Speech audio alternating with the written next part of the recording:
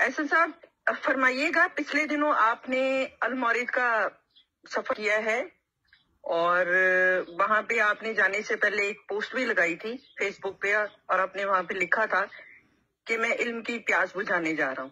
جی جی، ہمیں بڑا تجسس ہے کہ ہم آپ کے اس 3-4 روزہ سفر کے بارے میں جانیں اور ہم یہ بھی جانیں کہ آپ کی کتنی علم کی پیاس بجھی۔ تو فرمائیے گا کہ یہ اتفاق سے جانا ہوا یا پلان کر کے گئے آپ؟ یہ پلان تھا، لیکن یہ اس ویکینڈ پہ جانے کا فیصلہ بہت اتفاقی تھا، یکدم ہوا۔ اچھا جی، لیکن ارادہ تھا جانے کا۔ سر بتائیے گا تھوڑا سا المورد کا، تھوڑا سا اگر آپ تعارف دے دیں تو ہو سکتا ہے ہمارے جو نئے سننے والے ان کے لیے کوئی فائدہ مند یہ بات ہو سکتا ہے وہ نہ جانتے ہوں کہ المورد ایکچولی ہے کیا اور کیا کام کر رہا ہے اور اسے کون رن کر رہا ہے۔ المورد جو میں نے پوسٹ کی تھی، جس کا آپ نے مینشن کر دیا ہے، وہ تو ایسے ہی کوئی نہ کوئی وہاں بات لکھنی ہوتی ہے انٹرسٹنگ یا جو اپنے دل کو اچھی لگے۔ المورد لفظ کا مطلب ہے پیاس بجھانے کی جگہ۔ جیسے پرانے زمانے میں اسپیشلی عربوں میں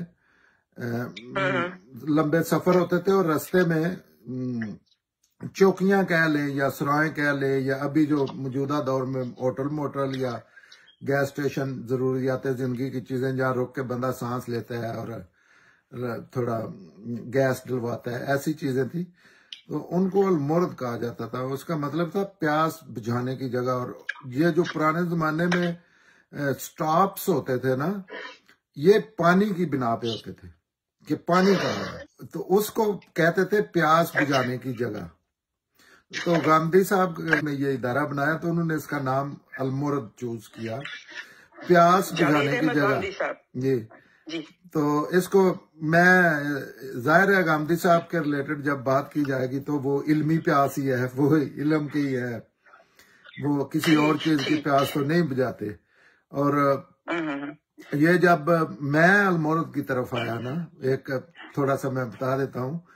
تو ہاں، گاندھی صاحب پہلی دفعہ میرے گھر آئے، میرے گھر میں میری پہلی ملاقات ہوئی گاندھی صاحب سے۔ یہ بھی میں اپنے لیے بڑی سمجھتا ہوں، آنر کی بات سمجھتا ہوں۔ تو ان کے ساتھ ڈاکٹر شہزاد سلیم تھے، عامر عبداللہ بھائی تھے۔ ہاں، میں نے شہزاد صاحب نے نا، انہوں نے کہا واٹس ایپ گروپ بناؤ، جو میرے دوست تھے ادھر، ہم کلوز فرینڈز، جنہوں نے سارا بندوبست کیا۔ تو اس کے لیے انہوں نے گروپ کا نام کا کوئی نام رکھ لو گروپ کا۔ وہ گروپ کا نام چوز کرتے ہوئے بڑی فنی نام آیا، آپس میں بیٹھ کے ظاہر گپ شپ کرتے۔ تو اس میں ایک نام یہ بھی آیا کہ رکھنا تھا پیاس، علم کے پیاسے ہیں ہم، اور المورد کے نام، اور وہ ظاہر ہے کئی نام۔ تو میں نے نام، کسی نے کچھ، میں نے نام تجویز کیا کہ گروپ کا نام رکھتے ہیں پیاسے کوے۔ تو وہ ایکسپلین ایسے ہوتا ہے کیونکہ یہ المورد ہے، پیاس بجھانے کی جگہ ہے یہ ادارہ جو ہے، اور ہم پیاسے ہیں۔ تو وہ ایک کہانی بھی مشہور ہے۔ تو پھر یہ نام وہ نا فائنل اس وجہ سے نام ہوا کہ لوگوں نے کہنا ہے یہ دیکھو جی جیسا کلچر ہے کہ پیاسے کوے جا رہے۔ یہ ہے اس کے، یہ گاندھی صاحب کے ادارے کا نام المورد ہے، اس کا مطلب ہی یہ ہے پیاس بجھانے کی جگہ۔ اور بہت سے لوگوں کی بجھی ہے، اور میری تو پیاس ایسے بجھی ہے کہ میں تو آج بھی حیران ہوں کہ مجھ جیسا بندہ اتنی بات کر سکتا ہے اور اتنا علم اور دین اس لیول پہ جا کے سمجھنا۔ تو یہ ہے احسن صاحب، یہ کتنے سال پہلے آپ کی جاوید احمد گاندھی صاحب سے ملاقات ہوئی اور آپ ان کی شخصیت سے، جیسے اکثر آپ بتاتے ہیں کہ آپ متاثر بڑے ہوئے، یہ کتنی پرانی بات ہے؟ کچھ سال یاد ہے اور وہ ملاقات یاد ہے آپ کو؟ یہ تقریباً مجھے لگتا ہے 2010 میں۔ تو میں باغی تھا ہر چیز سے نا، کافی حد تک ہر چیز تقریباً جو جہاں میں بڑا ہوا ہوں اس میں نقائص تھے، پیری مریدی بہت تھی، شادی کے معاملات، کلچرل، مذہبی، ہر چیز میں نا عقل کے مطابق چیزیں نہیں لگتی تو میں تو ان کا اسٹرکٹلی باغی رہا۔ میں نے کبھی نہیں کسی چیز کو، اور وہ پورا میری زندگی میں نظر آتا ہے۔ لیکن مجھے چاہت تھی کہ فطرت میں یہ بہت زیادہ تھا، میں چیزوں کو سمجھنا چاہتا تھا، میں سمجھ کے ماننے والا بندہ ہوں جس لیول پہ بھی رہا تھا. تو مجھے پوری زندگی کسی نے ایک سوال کا جواب نہیں دیا، کسی بھی چھوٹے موٹے سوال کا، نہ ہی کوئی ایسا بندہ. اور پھر ظاہر ہے ٹیچر جو ہیں وہ اپنے اپنے سبجیکٹ کی حد تک ہوتے ہیں، ان میں بھی وہ ایز اے ٹیچر ان کی رسپیکٹ ہوتی ہے، لیکن ان میں بھی کوئی ایسا بندہ نہیں ملا، ظاہر ہے بڑے قابل احترام بڑے قابل تعریف تھے، جنہوں نے ایسی کوئی بنیاد دی ہو جس پہ کھڑا ہو کے نا بندہ اپنی زندگی کے کچھ فیصلے یا کیسے سوچا جاتا ہے، چیزوں کو کیسے سمجھا جاتا ہے، اسپیشلی علم اخلاق کے معاملے. باقی میں اس لیول پہ تو میں کیپیسٹی نہیں ہے چیزیں چھپانے کی، میں چاہوں بھی تو نہیں، یا ڈرامہ کرنے کی، یا یہ اللہ نے رکھی نہیں. تو میں ہر چیز میں نا الگ الگ تنقید کرتا تھا اور سمجھنے کی کوشش کرتا تھا، اور کوئی بندہ چپ کر بہت رواج تھا، سوال نہیں پوچھتے، ایسے نہیں کرتے، دین پہ بولنا نہیں چاہیے، دین پہ بڑی بڑی مذاقہ خیز باتیں تھی. 2010 میں میری ایک خاص بحث چل رہی تھی، اور اللہ سے میں باتیں بھی کرتا تھا اپنے طور پہ نا، جیسے نہیں گاڑی چلا رہا ہوں باتیں واک کر رہا ہوں تو اللہ سے جیسے کسی دوست سے باتیں کرتے تو میں بڑی سوال ذہن میں آتے ہوں گے جی بڑے اتنے آتے تھے نا. تو ایک سوال اڑ گیا تھا، ایک علمی شخصیت میرے ساتھ رہتے تھے، وہ میرے دوست تھے اور میرے پاس آ گئے. میرے ساتھ ایک گھر تھا ہم نے رکھا ہوا تھا، وہاں وہ بھی موو ہو گئے، تو ان سے زیادہ یہ ہونے لگی باتیں مذہب کے حوالے سے. وہ قرآن بھی سمجھتے تھے، وہ اچھے تھے. تو میرا ایک سوال تھا، اس کا جواب کوئی نہیں دیتا تھا، کہ ہدایت المتقین، کہ ہدایت تو اللہ نے متقین کے لیے، تو ہمارے لیے تو لاکھ لگے ہوئے ہیں نا، لیکن زندگی میں کسی بندے نے سمپل سے سوال کا جواب نہیں دیا. تو وہ بھی نا ایسے ہی کرتے تھے، دوست بھی تھے، فرینکنیس بھی تھی، لیکن بڑے معقول انسان تھے. شیعہ کمیونٹی سے تعلق رہتے تھے، جامعہ المنتظر لاہور میں کوئی بڑا ادارہ ہے، اس میں بھی انہوں نے کام کیا ہوا تھا. تو وہ ان سے نہیں ہوتا تھا. وہ کہتے تھے کہ ان کا اپنا ایک سٹائل تھا، چھاڑی یار تسی رج انجی بڑے ڈاڈے ہو، ایسے نا مذاق مذوق. تو ہاں وہ چھڈیا کر، ہر ویلے گل کرتا رہنا، ہدایت اللہ دے فیصلے نے. انہوں نے بھی ظاہر ہے انہوں نے بھی پتا ہوں تیار، کسی بھی انسان نو پتا ہوں اس سٹرگل چ. گاندھی صاحب دا پروگرام ٹی وی تے آندا سی ایک گاندھی، اودے چ جڑے وہ لڑکے گلاں کردے سن یا لڑکیاں، انہاں دی گلاں دی بھی نہیں سمجھ آندی، کیونکہ علم دا یہ حال سی، کوئی تعلق ہی نہیں کسی چیز نال، تعلیم بھی نہیں اس طرح دی. لیکن اودے چ نا سوال نہ دے نا ذہن تھوڑا کٹکدا سی، کہ اگر اودے سوال اس طرح دے ہوندے ہن کہ جنہ کچھ اسی ایتھے دنیا تے پہ کرنے ہیں، اگر خواب ہی ہوئے تے پھر اس طرح دے نا 3-4 لڑکے اودے چ، جہدے چ گاندھی صاحب دا بیٹا بھی شامل سی، بعد چ مین پتہ لگا. تو گاندھی جیو ٹی وی تے میرا خیال بڑا پاپولر سی. تو اودے چ ایک دن وہ قدرتی میں تو لگا دینا، مین سمجھ ہی نہیں آتی یہ کی چیز ہے انہاں، یا کس طرح دا کوئی. گاندھی صاحب دی فوٹو بھی 1-2 باری ویکھی، لیکن میں تو اگاں کر دیندا سی، کوئی پتہ ہی نہ، انٹرسٹ ہی نہ. اودے تے بڑی سیریس بحث ہو رہی سی انہاں نال، نہ میری لڑائی ہو رہی سی. تسی اتنا نہیں کسی کو پتا کر کے مینوں دس سکدے کہ ہدایت متقین واسطے تے پری ڈیسائیڈڈ نہیں جس طرح ہوندا. ہاں اسی تو انجے ہی ہیں نا، ساڈا تو فیصلہ ہو چکا ہے. وہ نہیں تو وہ گاندھی صاحب قدرتی ایک دن اللہ تعالیٰ نے اسباب پیدا کرنے ہوندے نے، طلب سی بڑی. وہ پروگرام رکیا تو ایسے سوال دا کوئی جواب دے رہے سن، ہدایت المتقین نو ایکسپلین کر رہے سن. وہ ہدایت المتقین دا بھائی چانس ہی آ گیا، کیونکہ نہ میں جاندا سی یہ کون نے، نہ میں نے پتا سی یہ کس موضوع تے زیادہ گل کرتے نے. گلاں بھی انہاں دیاں تھوڑیاں ایسیاں ہوندیاں بڑے الفاظ دی سمجھ نہیں ہوندی. تے انہاں وہ ایکسپلین کیتا کہ ہدایت متقین واسطے دا قرآن چ جڑا آکھیا سورہ بقرہ، اے دا مطلب کی ہے. تو جو ہی وہ سوال دا حل ہویا تو پھر سننا شروع کیتا. تو اس طرح کہ انج لگے کہ میرے واسطے یہ دنیا اور کسی دا تعلق ہی نہیں، ਇਹਨੂੰ ਤੇ ਸਪੈਸ਼ਲੀ ਇਹ ਉਸਤਾਦ ਜਾਂ ਪ੍ਰੋਫੈਸਰ ਸਾਹਿਬ ਜਾਂ ਜੋ ਵੀ ਨੇ, ਇਹ ਤੇ ਹੈ ਹੀ ਮੇਰੇ ਵਾਸਤੇ ਅੱਲਾ ਨੇ ਬਣਾਏ ਨੇ, ਮੇਰੇ ਹਰ ਸਵਾਲ ਦਾ ਜਵਾਬ। ਉੱਥੇ ਫਿਰ ਹੋ ਗਿਆ ਤੇ ਫਿਰ ਜ਼ਾਹਿਰ ਹੈ ਉਹ ਜੈਸੇ अलमोरत ते आ गए प्यास बुझाने वाली जगह, फिर असा भी फिर बड़ा ही पीता है इलम, फिर दुनिया नू भुल ही गए सी और मुसलसल जिस तरह 24/7 और ਉਹਦਾ ਫਾਇਦਾ ਵੀ ਹੋਇਆ ਦੁਨੀਆ ਆਖਰਤ ਦੇ ਵਾਲੇ ਨਾਲ। ਅੱਛਾ, ਯਾਨੀ ਅਲਮੋਰਿਦ ਨੇ ਤੁਹਾਡਾ ਸੋਚੋ ਫਿਕਰ ਜਿਹੜੀ ਸੀ ਉਹ ਜਲਾ ਬਖਸ਼ੀ, ਉਹਦੇ ਜਿਹੜੇ ਤੁਹਾਡੇ ਅੰਦਰ ਸਵਾਲ ਸੀ ਔਰ ਜਿਹੜੇ ਤੁਹਾਡੇ ਉਲਝਣਾ ਸੀ ਉਹਨਾਂ ਨੂੰ ਸੁਲਝਾਇਆ ਅਲਮੋਰਿਦ ਨੇ ਔਰ ਗਾਂਧੀ ਸਾਹਿਬ ਨੇ, ਔਰ ਤੁਹਾਨੂੰ ਇੱਕ ਨਵੀਂ ਦੁਨੀਆ ਔਰ ਇੱਕ ਐਸੇ ਦੀਨ ਤੋਂ ਰੋਸ਼ਨਾਸ ਕਰਵਾਇਆ ਜਿਹੜਾ ਹਕੀਕੀ ਦੀਨ ਹੈ ਔਰ ਜਿਹਦੇ ਵੱਲ ਲੋਕਾਂ ਨੂੰ ਆਉਣਾ ਚਾਹੀਦਾ। ਮੈਨੂੰ ਤੁਹਾਡੀ ਸਾਰੀ ਗੁਫ਼ਤਗੂ ਤੋਂ ਇਹ ਗੱਲ ਸਮਝ ਆਈ। ਹੁਣ ਮੇਰਾ ਅਗਲਾ ਸਵਾਲ ਹੈਗਾ, ਰਾਂਝਾ ਸਾਹਿਬ ਤੁਸੀਂ ਮੈਨੂੰ ਦੱਸੋ ਕਿ ਕੈਸਾ ਤੁਹਾਡਾ ਸਫ਼ਰ ਹੈ?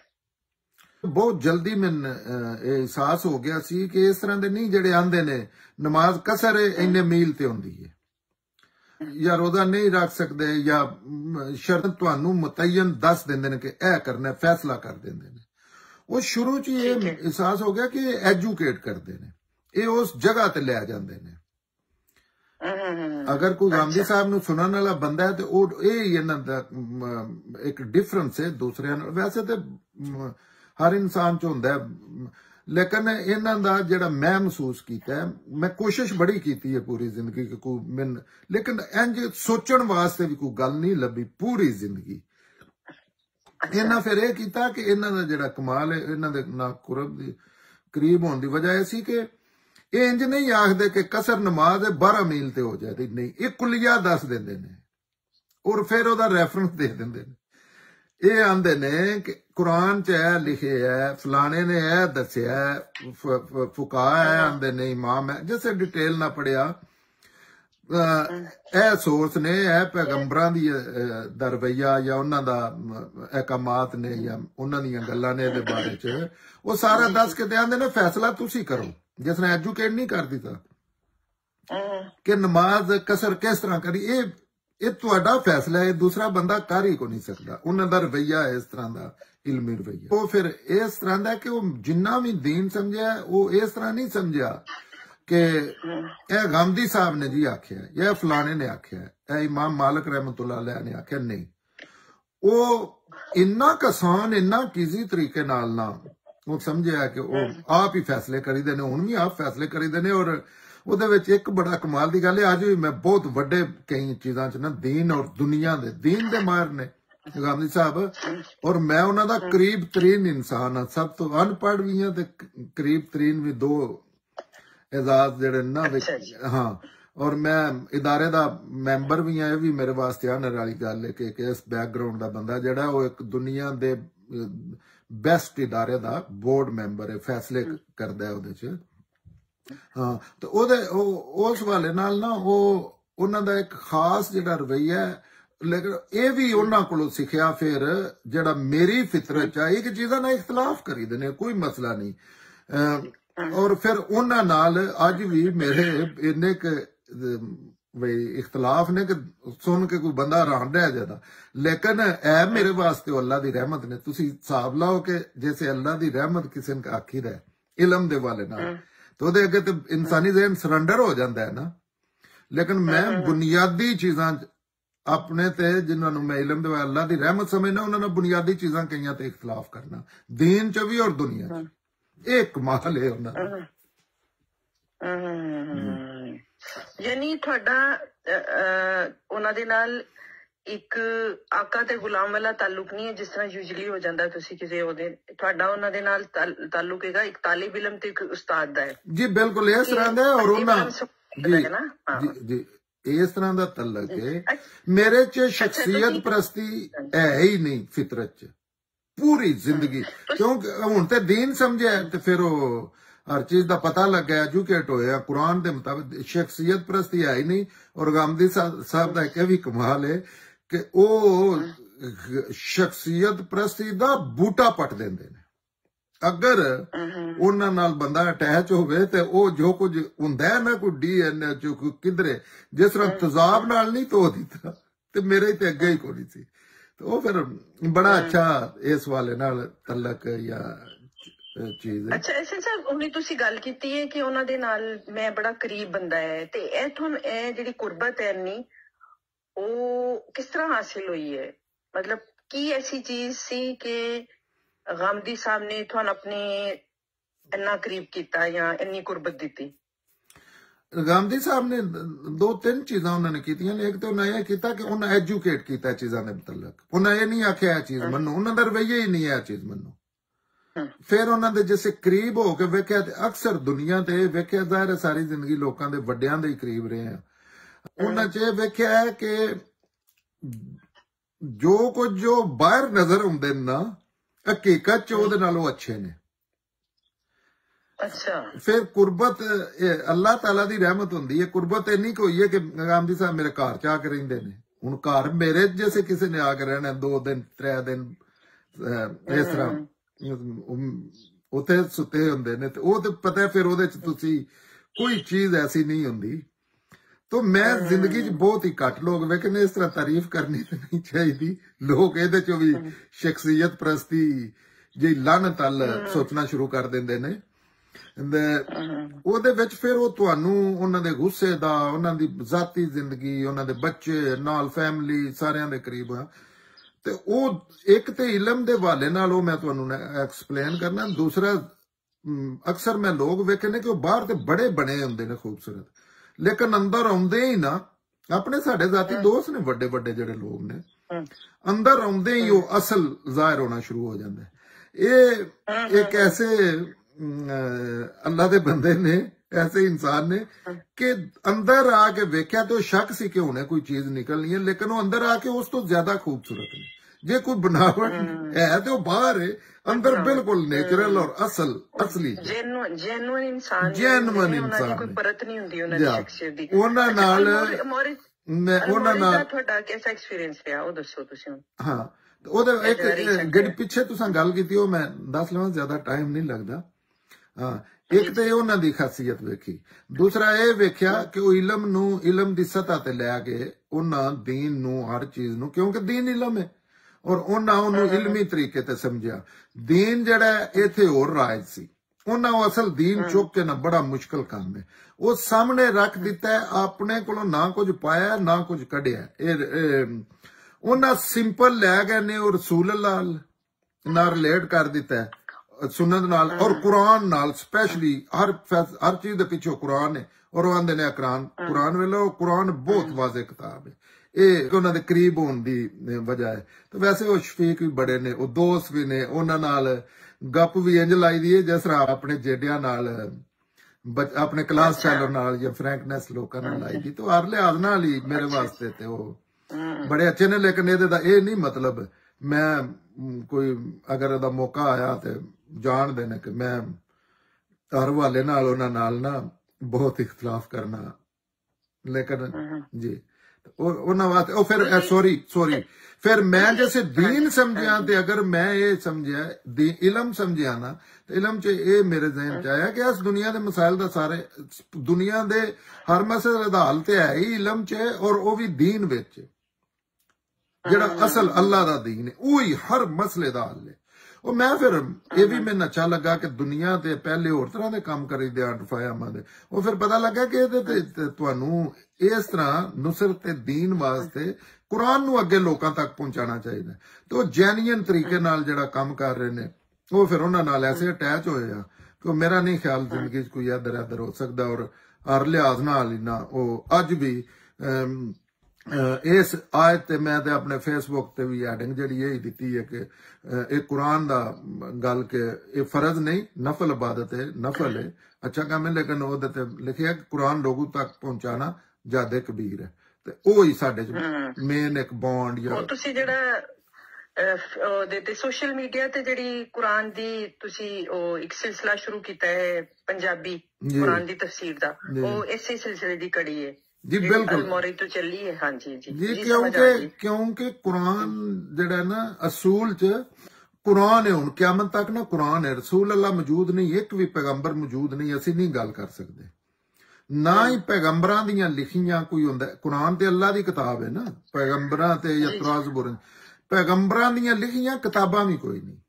दीन दो तरीके नाल, एक फितरत च दीन है असल, ते कुरान ਉਹਦੇ ਤੇ ਆ ਕੇ ਉਹਦੀ ਨਿੱਕ ਚੁੱਕ ਸਮਾਰਦਾ, ਵਾਰਨ ਕਰਦਾ, ਚੀਜ਼ਾਂ ਉਹਦੇ ਚ ਹੈਲਪਿੰਗ ਹੈਂਡ ਹੈ, ਔਰ ਸੁਨਨਤ ਤੇ ਅਮਲੀ ਕਰਨ ਵਾਲੇ ਕੰਮ ਨੇ। ਇਹਦੇ ਤੋਂ ਇਲਾਵਾ ਕੋਈ ਖਾਸ ਚੀਜ਼ ਹੀ ਨਹੀਂ। ਔਰ ਅਸਲ ਦੀਨ ਨਾਲ ਲੈ ਕੇ ਨੇ ਅੱਗੋਂ ਹਰ ਬੰਦੇ ਦੀ ਮਰਜ਼ੀ ਹੈ, ਨਾ ਹੀ ਉਹ ਫੋਰਸ ਕਰਦੇ ਨੇ, ਨਾ ਹੀ ਉਹਨਾਂ ਦਾ ਕੋਈ ਮਕਸਦ ਹੁੰਦਾ ਹੈ। ਉਹ ਜਿਹੜੀ ਗੱਲ ਹੁੰਦੀ ਹੈ 10 ਛੱਡਦੇ ਨੇ, ਇਹ ਗੱਲ ਜੇ, ਇਹ ਕਸਰ ਨਮਾਜ਼ ਜੇ, ਇਹ ਕੁਰਾਨ ਦੀ ਆਇਤ ਜੇ, ਅਸੀਂ ਤਾਂ ਹੁਣ ਆਪ ਉਹਦੇ ਤੇ ਕਰਨੇ ਆ ਨਾ ਚੀਜ਼ਾਂ ਬਈ।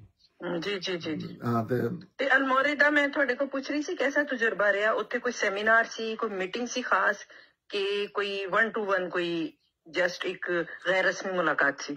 ਨਹੀਂ, ਮੇਰੇ ਛੋਟੇ ਭਾਈ ਨੇ, ਉਹਨਾਂ ਦੇ ਵਾਲਦ ਸਾਹਿਬ ਫੌਤ ਹੋ ਕੇ ਆਣ ਪਾਕਿਸਤਾਨ, ਤੇ ਉਹ ਸਾਡਾ ਇੱਕ ਕਲਚਰ ਹੈ। ਮੈਂ ਫਾਤਿਹਾ ਖਾਂ ਤੇ ਨਹੀਂ, लेकिन इस चीज नूं मैं असूल च सही समझना कि जिहड़े चंद करीबी तरीन लोग ने तुहाडे, उन्हां वास्ते तुहानूं उन्हां दे नाल खलोना चाहिदा है सदमे दी सूरत च। उन्हां नाल गल होई, ओह पाकिस्तान चले गए, हसन इलियास जिहड़े ने ओह मैं फिर जाना सी, ओह मेरे लाजमी जाना सी। मेरे छोटे भाईयार ने, मेरे एक हवाले नाल ओह उस्ताद भी ने काफ़ी चीज़ां च, उम्र च मेरे नाल बहुत छोटे ने, लेकिन इलम च मेरे वो राहनुमा भी ने।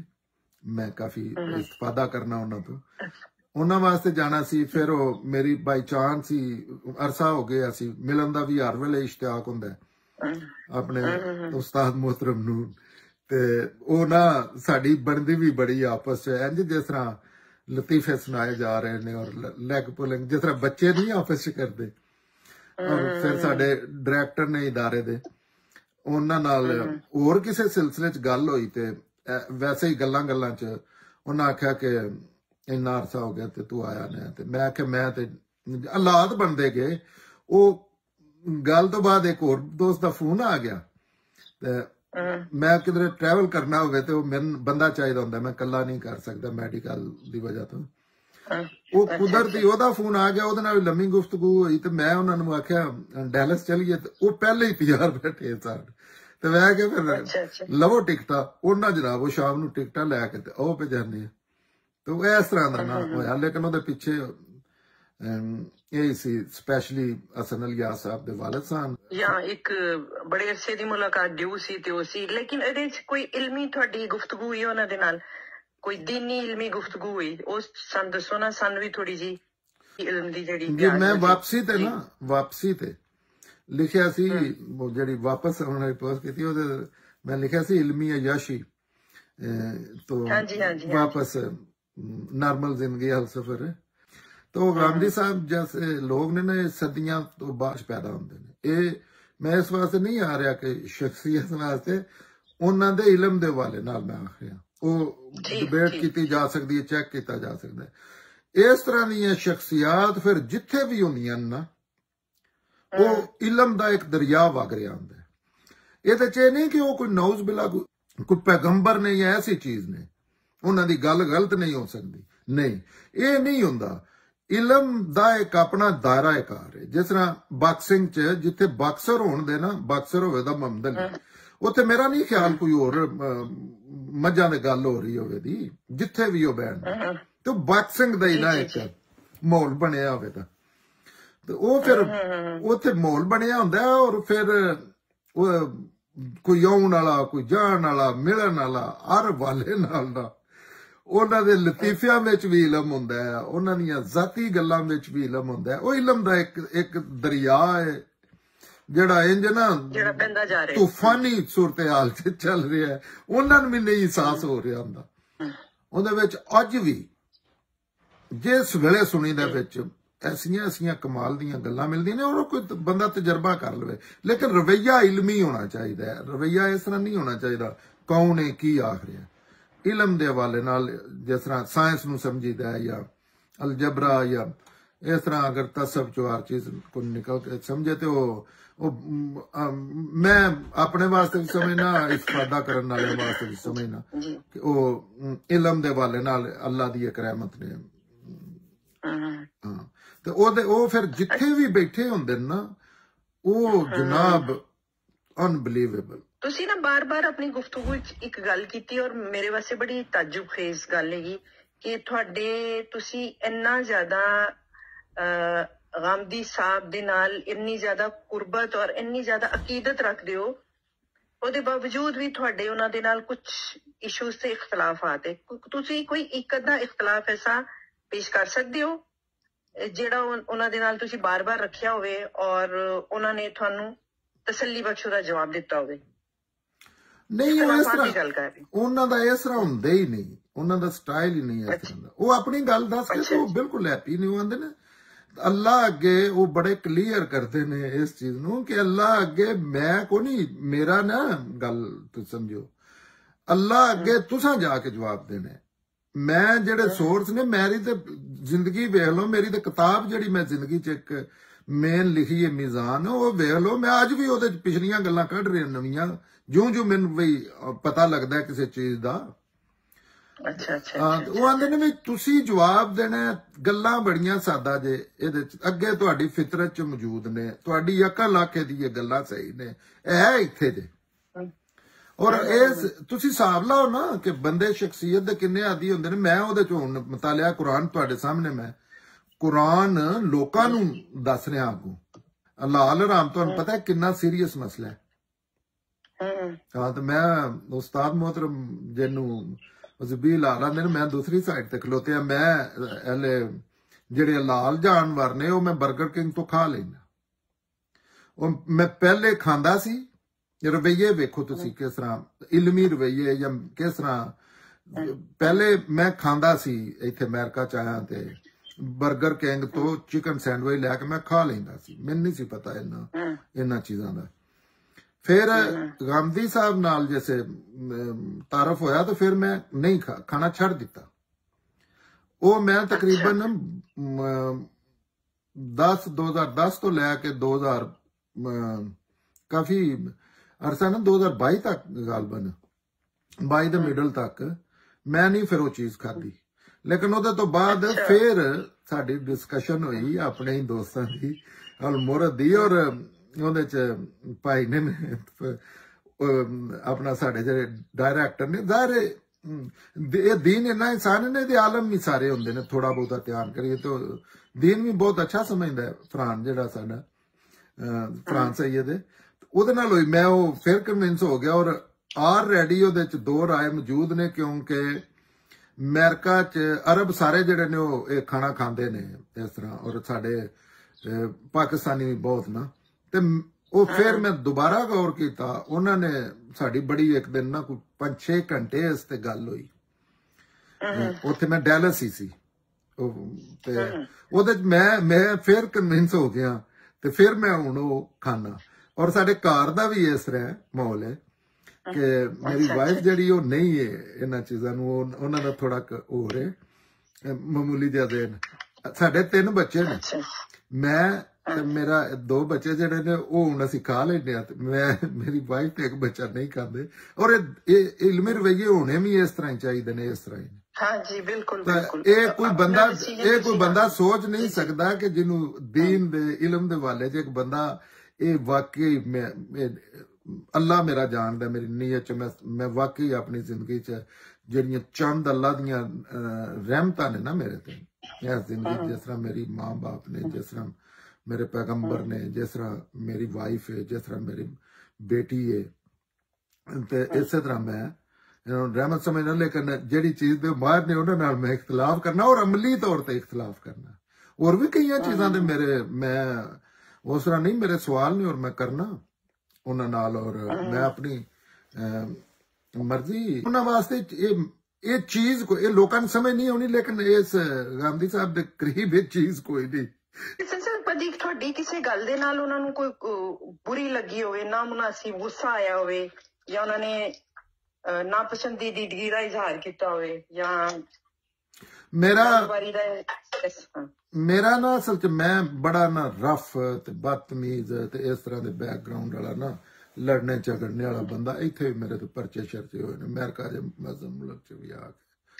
ਉਹ ਮੇਰੀਆਂ ਗੱਲਾਂ ਬੜੀਆਂ ਰਫ ਹੁੰਦੀਆਂ ਨੇ ਔਰ ਚੀਜ਼ਾਂ ਹੁੰਦੀਆਂ ਨੇ। ਔਰ ਮੈਂ ਗਾਂਧੀ ਸਾਹਿਬ ਨੂੰ ਹਮੇਸ਼ਾ ਆਖਦਾ ਸੀ, ਜੇ ਉਹਨਾਂ ਸੁਣਿਆ ਤੇ ਉਹ ਤਸਦੀਕ ਕਰਨ ਦੇ, मैं आंदा सी कि मैनू कोई दुआ दिओ या मेरे कोई ऐसी तरबियत करो कि मैं ना करा। जिस तरह नहीं मैं चीज़ां दे ना ही फिर अपनी मर्जी नाल कोई परवाह नहीं। ते स्पैशली शहजाद सलीम साहब नू और हसन नू और शहजाद सलीम साहब जिहड़े ने गांधी साहब दे शागिर्द ने, सीनियर शागिर्द ने। और गांधी साहब नू ज़ाहिर एक्सेस इस तरह दा हुंदा सी बई हर वेले मतलब 3 दिन असीं इकट्ठे हां, सफर असीं इकट्ठे कर रहे हैं, मैं गड्डी चला रहा हूं नाल हुंदे हां हर सफर च। तो उस टाइम फिर घर च तुसीं दोवें असीं बैठे हां अपने घर च बेडरूम च बैठे। तो वो ज़ाहिर बड़ियां डीप प्राइवेट गल्लां भी वो एक्सेस लग जांदा है और ज्यादा जैसे मर्जी। मैनू बड़ा डर हुंदा सी कि गांधी साहब जिहड़े ना इन्हां मेरे किसी वेले नाराज हो के टुर जाने, क्योंकि मेरे अल्फाज और मेरियां गल्लां और फिर रोक देना। गांधी साहब गल करदे ने विच मैं कोई परवाह नहीं की, ना ही मैनू कोई पता हुंदा सी वे चीज़ां सिक्खियां ने। फिर ये मैं इन्ना खौफ रहा कि किसी टाइम भी ना हो जाना है। लेकिन वो ऐसे इंसान ने एक बार बड़ी शदीद साड़ी कोई किसी मसले ते ना गल हुई सी, तकरीबन गालबन 5 तो 6 घंटे मुसलसल हुई सी और वो लड़ाई दी सूरत च हुई सी। और ओदे च मैं ये दूजियां गल्लां ते चलो इतफाक ते एग्री ना होना एक लहदा गल है। मैं ये आके उठा सी लगी लिपटी तो बगैर मेरे आखे हुंदी ही नहीं, हो ड्रामेबाजी नहीं होंदी लगी लिपटी। तो मैं 6 घंटे बाद या 5 घंटे बाद ना उठ के ये गल की सी। मैं क्या सी मेरी मां भी शायद ना मैनू माफ नहीं सी करना, उन्हें धक्के दे के मैनू करना सी। और ये मेरे अल्फाज जड़े ना हकीकत ने। मैं ये आखिर वो इन्ने को जड़े ना कोई शफीक और मसलसल मेरे जे फिर गंवार बंदे ते गल फड़ के ते उन्नू तरीकना शुरू एक ही गल दिल च घंटा करते रहे। उन्ना रांझा साहब वो अगर अच्छा फिर बड़े एहतराम दे नाल नहीं मेरे ते एहतराम है। मैं ते लाल सुरख होया सी ते मेरे ते कोल बहन वाले बंदे जेड़े सन उन्होंने रोना शुरू कर दिता सी। गांधी साहब सख्ती ना मना किया, 1-2 ज़ाहिर जाती लोग और भी होंगे, उन्होंने मना कर दिता सख्ती नाल। उन्होंने कहा खबरदार जे किसे रांझा साहब आप अपना मौकफ बयान करें, आप अपना मौकफ सही बयान कर रहे हैं। तुसी सोच नहीं सकते कि दुनिया के आखिरी दर्जे का एक अनपढ़ जायल गंवार कोई तमीज नहीं। मैं इतमामे हुज्जत एक कानूने इतमामे हुज्जत उन्हें मैं हजामत आख देंदा सी तेजी नाल ना कुरान दा कानून है इतमामे हुज्जत इन्नी कि मेरा ही लफ्जियत लेकिन और ये गल हकीकत है। और फिर मैं उन्होंने बड़ा फोर्स करता सी कि मैन ये कोई तमीज दो कि अज भी मेरा ये मसला है कि मैं सख्त गल करना। फिर इस तरह दी मेरे च है ने चीज़ां जड़ियां कि नहीं होनी चाहिए एक डिसेंट इंसान चो। लेकिन उन्हें मैंने आख्या सी मैं तंग जैसे करना ना कदी कदी ज्यादा कि तुसी मेरा करदे नहीं, तुसी इस तरह करदे हो, तुसी ध्यान नहीं देंदे, मेरी वजह तो तुहाडा नाम बदनाम हुंदा। क्योंकि वो मामला इस तरह का बन गया कि हुण बड़े मैं कोई भी चीज करना बड़े लोग आंदे ने वेखो जी गांधी साहब का करीबी बंदा हो के उन्हां दी बदनामी दा बायस बनना। तो मैं चीज़ां जी एक सेकंड भी देखिया सी जी शायद देखिया हाँ वो मैं उन्होंने फिर बड़ी बारी ये चीज आखी है तो आंदे ने 2 बारी गालबन उन्हें तंग आके ना मेरे तो उन्हें आख्या कि मेरा तेरे नाल तल्लक ही इस वजह तो ज्यादा करीबी कि तू बहुत नेचुरल है, जो कोई तेरे चाहे तू बिल्कुल साफ जिहा एक चीज है, तेरे कोई ऐसी चीज नहीं है अगे कौन है तो पीछे कौन है, तू जो तेरे ज़हन च है नेक नीति नालों तू कर भी रहा होना बयान भी कर रहा। उन्हें आख्या मेरा मेन बांड तेरे नाल इस चीज है, लिहाजा तू मैंने भी डर हुंदा सी ना मैं फिर वादे मुआदे लेंदा सी कि तुसी यही तो नहीं हो लगा मैन चक जो मैन परा कर जड़ा खौफ जे हुंदा सी तुहानू। हाँ खौफ बहुत खौफ अज भी है क्योंकि गल करन लगे मैनू नहीं पता लगता। आई मीन इस तरह नहीं कि मैं कोई 2+2 नूं 6 आखना ये कदी कोई वेखे तो हैरान रह जाता। गल ठीक होंदी है लेकिन वो अंदाज एक हुंदा है ना गल करन दा। ਔਰ ਲੱਗੀ ਲਿਪਟੀ ਨਾਲ ਤੁਸੀਂ ਲਪੇਟ ਕੇ ਨਹੀਂ ਕਰਦੇ, ਤੁਸੀਂ ਡਾਇਰੈਕਟ ਕਰ ਦਿੰਦੇ ਨੇ। ਨਹੀਂ ਮੇਰੇ ਚ ਕਪੈਸਿਟੀ ਕੋ ਨਹੀਂ, ਤੋ ਗਾਂਧੀ ਸਾਹਿਬ ਨੇ ਮੈਨੂੰ ਦੱਸਿਆ ਫਿਰ ਕਿ ਇਹ ਤੇ ਤੇਰੀ ਇੱਕ ਕੁਆਲਿਟੀ ਹੈ, ਔਰ ਨਾ ਬਈ ਉਹਨਾਂ ਦਾ ਮਤਲਬ ਨਾ ਤੈਨੂੰ ਕੋਈ ਗੱਲ ਕਰਨੀ ਆਉਂਦੀ ਹੈ, ਨਾ ਤੇਰਾ ਕੋਈ ਇਲਮ ਹੈ, ਨਾ ਤੇਰਾ ਕੋਈ ਤੇ ਇਹ ਤੇ ਇੱਕ ਚੀਜ਼ ਹੈ ਕਿ ਜੋ ਤੂੰ ਹੈ ਨਾ, ਔਰ ਉਹਨੇ ਬੋਲ ਕੇ ਦੱਸਿਆ ਸੀ, ਔਰ ਮੇਰੇ ਵਾਸਤੇ ਬੜੀ ਮੈਨੇ ਇਸ ਚੀਜ਼ ਨੇ ਮੁਤਮਿਨ ਕੀਤਾ ਸੀ, ਔਰ ਅੱਜ ਵੀ ਮੈਂ ਮੁਤਮਿਨ ਹਾਂ। ਔਰ ਇਹ ਹਕੀਕਤ ਹੈ ਕਿ ਮੈਂ ਜ਼ਿੰਦਗੀ 'ਚ ਕੋਈ ਕਿਸੇ ਦੇ ਖਿਲਾਫ ਨਾ ਕਦੀ ਸਾਜ਼ਿਸ਼ ਕੀਤੀ ਹੈ, ਨਾ ਮੇਰੇ ਕੋਲ ਜੋ ਕੁਝ ਹੁੰਦਾ ਮੈਂ ਸਾਹਮਣੇ ਕਰ ਲੈਣਾ, ਦੈਟਸ ਇਟ। ਪਿੱਛੇ ਹਟ ਕੇ ਮੈਨੂੰ ਕੋਈ ਮਸਲਾ ਨਹੀਂ ਹੁੰਦਾ। ਮੇਰੇ ਮੂੰਹ ਇੱਕ ਆਈਡੀਅਲ ਇਨਸਾਨ ਨੇ ਜ਼ਾਤੀ ਹਸੀਅਤ 'ਚ ਨਾ, ਲੇਕਿਨ ਇਹ ਇਨਸਾਨ ਨੇ, ਬੜੇ ਲੋਕ ਨੇ, ਮਸਲਾ ਇੱਥੋਂ ਬਣਦਾ ਜਿਸ ਉਹਨਾਂ ਨੇ ਇਨਸਾਨ ਕਿਸੇ ਵੀ ਸ਼ਖਸੀਅਤ ਨੂੰ ਇਨਸਾਨਾਂ ਚੋਂ ਕੱਢ ਛੱਡਦੇ। ਆਈ ਮੀਨ ਉਹਨਾਂ ਨਾਲ ਇਖਤਲਾਫ ਕਰਨ ਦਾ ਤੇ ਸ਼ਾਇਦ ਮੇਰੇ 'ਚ ਨਹੀਂ ਸਲਾਹੀਅਤ, ਲੇਕਿਨ ਮੈਂ ਉਹਦੇ ਮੁਖਾਲਫ ਖਲੋਤੀ ਹਾਂ ਜੀ। ਹੋਰ ਵੀ ਬਹੁਤ ਗੱਲਾਂ ਨੇ।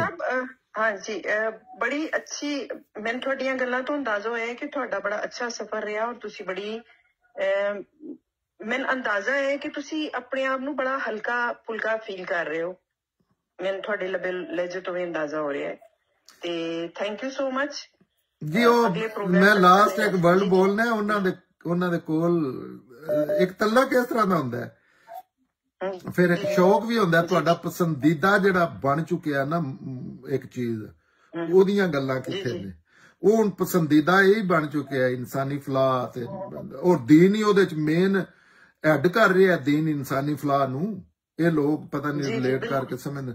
ਉਹਦੇ ਵਿੱਚ ਤਾਂ ਮੈਨੂੰ ਤੇ ਇੰਝ ਹੁੰਦਾ ਜਿਸ ਤਰ੍ਹਾਂ ਬੱਚੇ ਨੂੰ ਨਹੀਂ ਕੋਈ ਖਿਡੌਣਾ ਲੱਭ ਗਿਆ ਛੋਟੇ ਨੂੰ, ਉਹ ਮੇਰੇ ਤੇ ਬੈੱਡ ਤੇ ਵੀ ਮੈਂ ਮਰਨੇ ਤੇ ਵੀ ਗਿਆ, ਫਿਰ ਵੀ ਉਹ ਮੈਂ ਇੰਨੀ ਕਿ ਸ਼ਦੀਦ ਬਿਮਾਰੀ ਦੀ ਹਾਲਤ 'ਚ ਉੱਥੇ ਟੁਰ ਗਿਆ ਸੀ ਵੀ ਡਾਕਟਰਾਂ ਨੇ ਹੈਰਾਨ ਰਹਿ ਗਿਆ ਕਿ ਤੂੰ ਹਾਂ। ਲੇਕਿਨ ਮੈਨੂੰ ਜਿਸ ਤਰ੍ਹਾਂ ਨਹੀਂ ਤੁਹਾਡਾ ਕੋਈ ਇੱਕ ਐਸੀ ਚੀਜ਼ ਮਾਂ ਨੂੰ ਮਿਲਦੇ ਹੋ ਤੁਸੀਂ, ਜਾਂ ਕਾਲਜ ਫੈਲੋ ਨਾਲ ਇਸ ਤਰ੍ਹਾਂ ਦਾ ਰਵੱਈਆ ਹੁੰਦਾ ਬੰਦੇ ਦੀ, ਹਮੇਸ਼ਾ ਜ਼ਿੰਦਗੀ ਖਾਸ਼ ਹੁੰਦੀ ਹੈ ਪ੍ਰਾਇਮਰੀ ਸਕੂਲ ਵਾਲਿਆਂ ਜਾ ਕੇ ਬਵੀਏ, तो सारे ही एज ए ग्रुप ही इस तरह ਦਾ ਹਾਲੇ ਵਿੱਚ ਜ਼ਾਹਿਰ ਹੈ ਗਾਂਧੀ ਸਾਹਿਬ ਮਤਲਬ ਇੱਕ ਤੜਪ ਹੁੰਦੀ ਹੈ ਤੁਹਾਨੂੰ ਜਿਹੜੀ ਲੈ ਜਾਂਦੀ ਹੈ ਉਧਰ, ਤੁਹਾਡੀ ਲੈ ਜਾਂਦੀ ਹੈ, ਔਰ ਉਹਦੇ ਵਿੱਚ ਦਿਲ ਜਾ ਤੇ ਬੜੀਆਂ ਚੀਜ਼ਾਂ ਹੋ ਰਹੀਆਂ, ਲੇਕਿਨ ਤੁਸੀਂ ਇੰਜ ਨਾ ਉੱਡਣਾ ਸ਼ੁਰੂ ਕਰ ਦਿੱਤਾ ਹੈ।